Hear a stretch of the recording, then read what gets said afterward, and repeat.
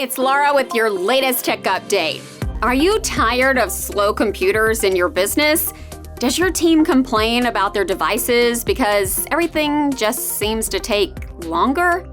Before you decide to replace your hardware, let me tell you some simple ways to speed up Windows 10 and 11 computers. First, restart it. Yes, it's basic advice, but it works.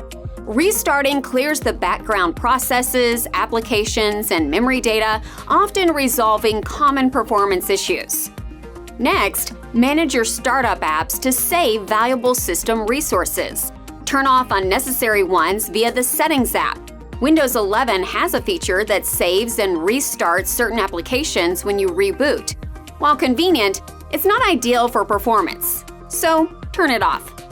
Lastly, uninstall unnecessary apps. They clutter your system and slow it down. By removing them, you'll free up space and resources for better performance. Of course, rather than doing all of this yourself, why not get our team to do it for you? They can check every aspect of your computers and network to look for other hidden problems.